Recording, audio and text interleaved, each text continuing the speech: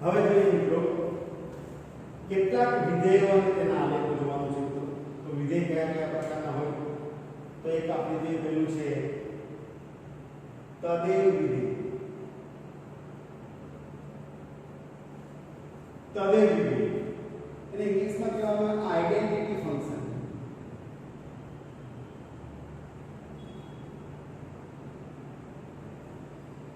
Identity function તદેવ વિધેય વ્યાખ્યાયિત કેવી રીતે છે? વિધેય ધારો કે r જે છે વાસ્તવિક સંખ્યાનો ગણ છે.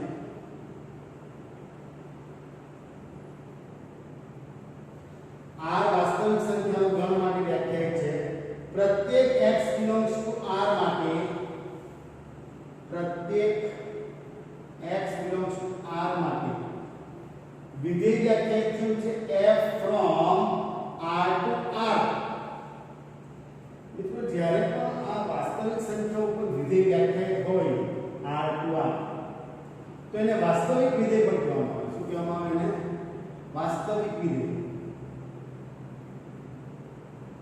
કોઈ પણ તો કોઈ જગ્યાએ આવો શબ્દ આપેલો હોય કે વાસ્તવિક વિધેય અને આ સંકેત આપેલો ના હોય તો આપણે સમજી જવાનું કે આ વાસ્તવિક વિધેય એટલે શું કહેવામાં આવે છે? f from r to r. તો તદેવ વિધેય કઈ રીતે વ્યાખ્યાયિત છે? વાસ્તવિક વિધેયના ઉપર જ વ્યાખ્યાયિત છે. f from r to r f of x is equal to x. f of x બરાબર x હોય તો એને કયું વિધેય કહેવામાં આવે? તદેવ વિધેય. Identity function. કેમ આઇડેન્ટિટી કેમ? તો અહીંયા જો કોઈ પણ સંખ્યા લો, એક લો તો શું મળશે? એક જ મળે. બે લો તો બે. એટલે પોતાની આઇડેન્ટિટી મળે, ઓળખ મળે. 1 લે તો 1, -1 0 તો 0 મળે. એટલે આ વિધેયને શું કહેવામાં આવે? આઇડેન્ટિટી ફંક્શન કહેવામાં આવે. તદેવ વિધેય. તો આ રીતે વ્યાખ્યાયિત થયું છે. એનો અર્થ આ રીતે જોઈએ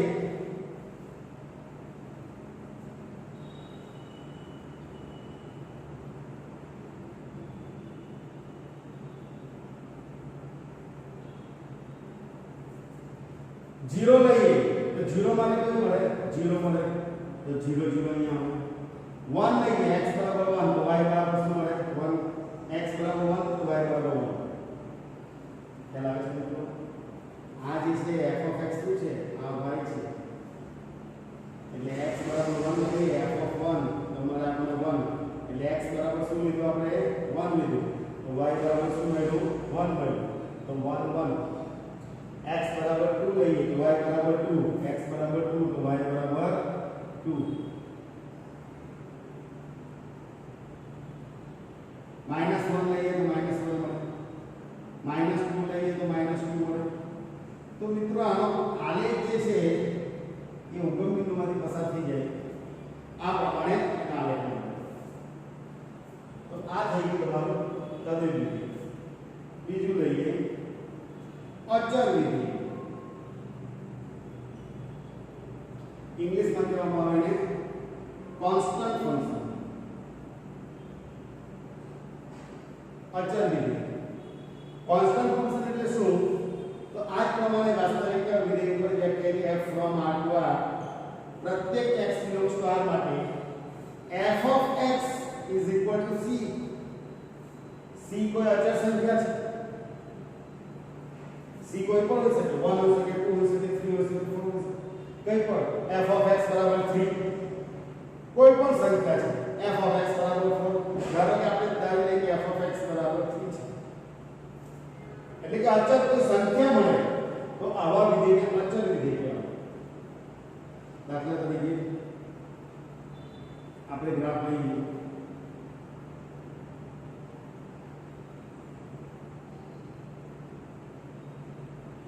x બરાબર 1 લઈએ. x બરાબર 1 તો y બરાબર શું મળે? 3. x બરાબર 2 લઈએ તો ઉપર 3. 4 લઈએ તો ઉપર 3. -1 લઈએ તો ઉપર 3. એટલે 3 3 મળતો જ જાય. જે લઈએ એ 3 મળવાનો છે. તો અહીંયા 1 લઈએ તો પણ 3. 0 લઈએ તો પણ 3. 2 લઈએ તો પણ 3. 3 લઈએ તો પણ 3. -1 લઈએ તો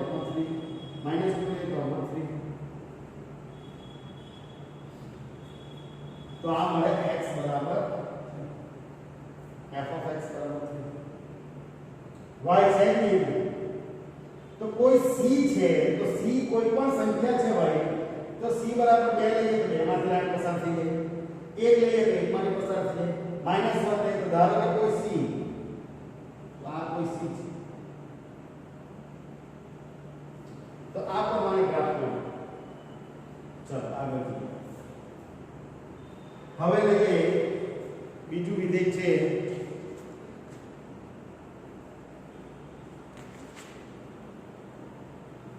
बहुपदी विधेय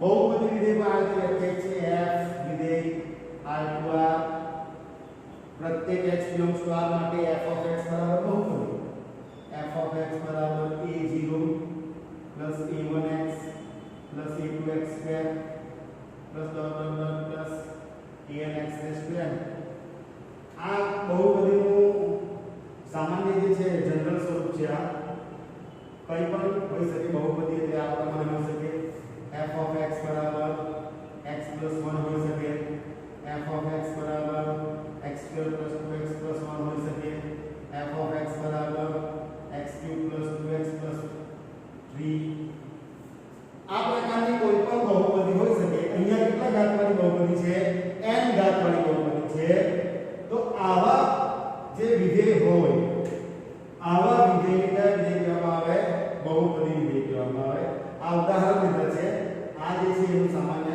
સ્વરૂપ છે તો બહુપદી વિધેય જે છે એ જે રીતે બહુપદી વ્યાખ્યાયિત હોય એ રીતેનો ગ્રાફ જે છે અલગ અલગ ગ્રાફ આવશે એટલે આપણે ગ્રાફની ચર્ચા કરીશું જ્યારે સુરેખ વિધેય હોય સુરેખ વિધેય હોય સુરેખ પ્રકારની બહુપદી તો એ સુરેખ એટલે સીધી રેખા મળશે વર્ગવાળી હોય તો આમ u પ્રકારે મળશે એટલે જેવી બહુપદી કહેવાય એનો ગ્રાફ અલગ અલગ હશે ચલો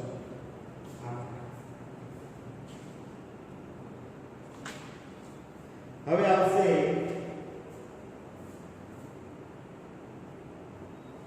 સમય વિધેય સમય વિધેય કઈ રીતે દર્શાવવામાં આવે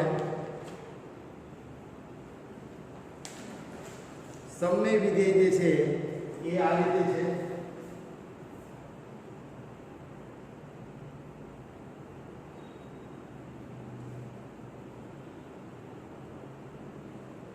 gx is not equal to 0 હોય તેવા પ્રદેશમાં વ્યાખ્યાયિત બહુપદી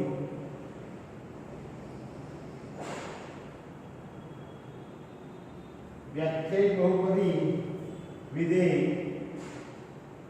fx અને gx માટે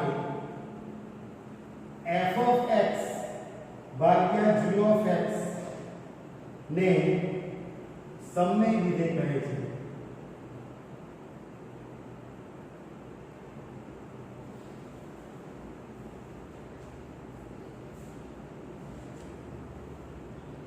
આ જે બહુપદી છે એને ઇંગ્લિશમાં પોલિનોમિયલ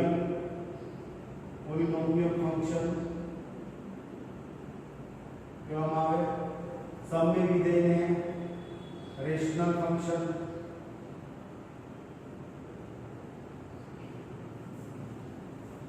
તો શું કહેવા માંગે છે gx is not equal to 0 હોય એવા પ્રદેશમાં વ્યાખ્યાયિત બહુપદી વિધેય fx અને gx સમય સંખ્યા જે છે ને 1/2 3/4 આવી સમય સંખ્યા પ્રમાણે વિધેય જે છે fx અને gx બે વિધેય છે એટલે fx ભાગ્યા gx પ્રકારે વ્યાખ્યાયિત થયું હોય એને સમય વિધેય કહેવામાં આવે દાખલા તરીકે આપણે જોઈએ x2 + 1 ભાગ્યા x2 - 2 આવું વિધેય વ્યાખ્યાયિત થયું હોય fx બરાબર તો આવા વિધેય જે છે ભાગાકાર વાળું તેને સમય વિધેય કહેવામાં આવે છે આ રીતે સમજવું એના પર આપણે ગ્રાફ નથી દોરવું હવે આગળ જઈએ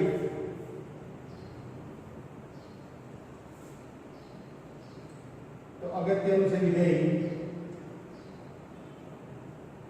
માનાંક વિધેય એને ઇંગ્લિશમાં કહેવામાં આવે મોડ્યુલસ ફંક્શન.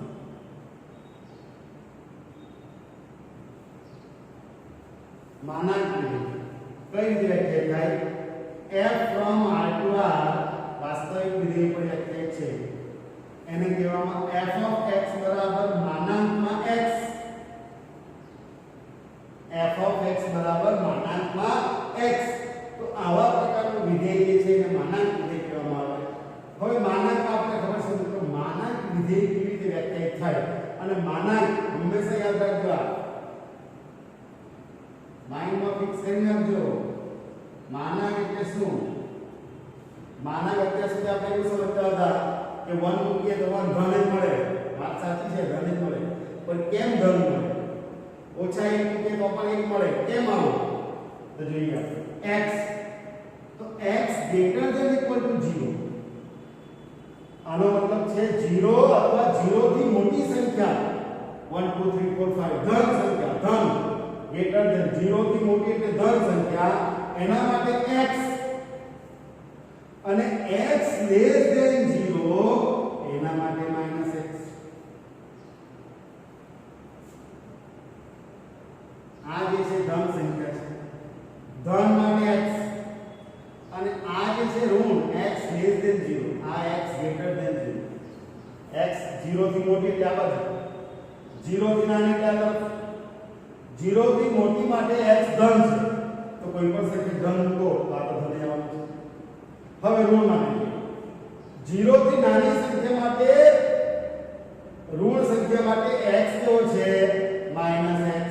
ચાલો -1 લેવો, અહીંયા મૂકી દો -1, માઈનસ માઈનસ પ્લસ 1 મળી ગયું. x બરાબર -2 મૂકી દો, minus -2 minus -2 minus minus plus 2 મળી ગયું. આ રીતે કોઈ પણ ઋણ સંખ્યા માટે અહીંયા મૂકી દઈએ તે ધન મળવાનું. એટલા માટે માનાંક વિધેયની કિંમત હંમેશા ધન હોય, કારણ કે વિધેય વ્યાખ્યાયિત આ રીતે થયું છે ધન સંખ્યા માટે ધન અને ઋણ માટે -x એટલે ઋણ. ખ્યાલ આવે છે મિત્રો? તો આ તમારે હંમેશા યાદ રાખવાનું. 12માં પણ આ પ્રકારનું આવશે. માનાંક x બરાબર કેવી રીતે છે? x greater than equal to 0, -x less than 0. એના ગ્રાફ જોઈએ.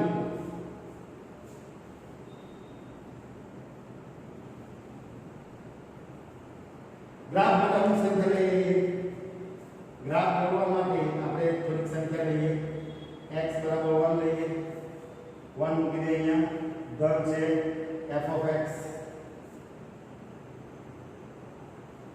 f of x શું મળશે આપણને? 1 મળશે.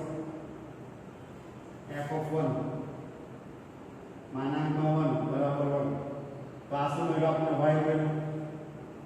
x બરાબર 2 લઈએ, f of 2 માનાંકમાં 2 બરાબર 2, આ મળ્યું y. x બરાબર 3 લઈએ, f of 3 માનાંકમાં 3 બરાબર y. f of x બરાબર 0 લઈએ, f of 0 માનાંકમાં 0 બરાબર 0 આ y. x બરાબર -1 લઈએ, f of -1 માનાંકમાં -1 બરાબર 1 y. -2 f of -2 માનાંકમાં -2 બરાબર 2.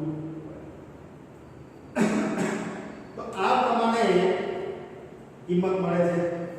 હવે જ્યારે પણ આપણે આલેખ દોરવાનું છે મિત્રો, તો આલેખમાં તો શું હંમેશા શું હોવું જોઈએ? આલેખ માટે x અને y ની કિંમત હોવી જોઈએ. તો જોઈ લઈએ આપણે.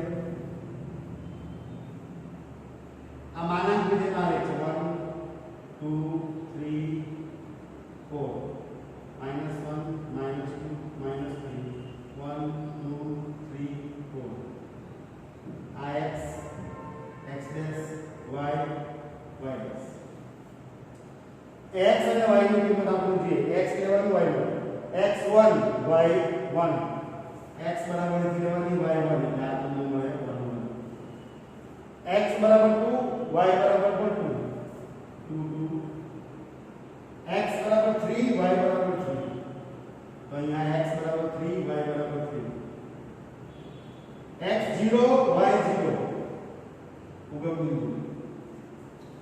x બરાબર -1 y બરાબર 1 આ -1x લઈએ y બરાબર 1 એટલે આ y x બરાબર -2 y બરાબર 2 x બરાબર -2 y બરાબર 2 આ પ્રમાણે આપણે મળે સોરી -2 આ પ્રમાણે એનો ગ્રાફ મળે આપણે એટલે માનાંક જેનો ગ્રાફ જે છે v આકારમાં મળે y જે છે ધન y આખો પડે y ઋણાત્મક x તો આપણે જે લઈએ ખ્યાલ આવે છે મિત્રો હવે એક આગળ વિધેય